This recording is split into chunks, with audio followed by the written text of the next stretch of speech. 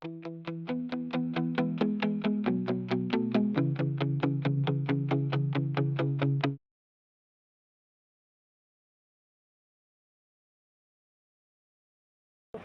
അപ്പോൾ നമ്മുടെ ക്വസ്റ്റ്യൻ നോക്കിയിടാം. ഒരു ചതുരത്തിൻ്റെ ചുറ്റളവ് 26 സെൻറ്റിമീറ്റർ ആണ്.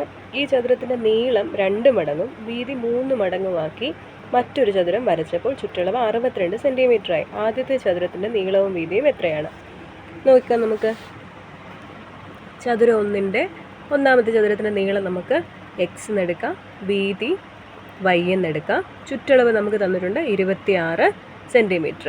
ചതുരം 2ൻ്റെ എന്താ പറഞ്ഞിരിക്കുന്നത്? നീളം 2 മടങ്ങാക്കി അപ്പോൾ 2x ആയി. വീതി 3 മടങ്ങാക്കി 3y ആക്കി. ചുറ്റളവ് അപ്പോൾ എത്ര കിട്ടി? 62 സെൻറ്റിമീറ്റർ കിട്ടി.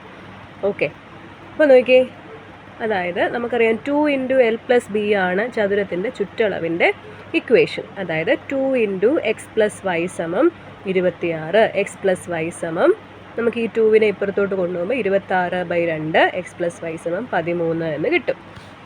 ഇവിടെ സോൾവ് ചെയ്യുമ്പോൾ എങ്ങനെ വരും നോക്കിയേ?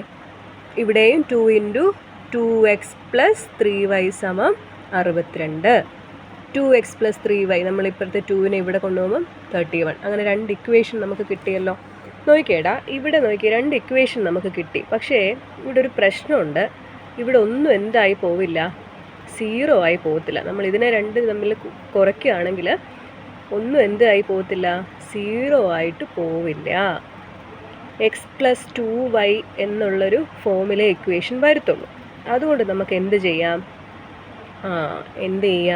ഇക്വേഷൻ 1നെ, അതായത് x + y = 13 എന്ന് പറയുന്ന ഇക്വേഷനെ നമുക്ക് 2 കൊണ്ട് മൾട്ടിപ്ലൈ ചെയ്യാം. 2 കൊണ്ട് മൾട്ടിപ്ലൈ ചെയ്യുമ്പോൾ ഇക്വേഷൻ എങ്ങനെയാകുമടാ? 2 സൈഡും, ലെഫ്റ്റ് ഹാൻഡ് സൈഡും റൈറ്റ് ഹാൻഡ് സൈഡും നിങ്ങൾ മൾട്ടിപ്ലൈ ചെയ്യണം.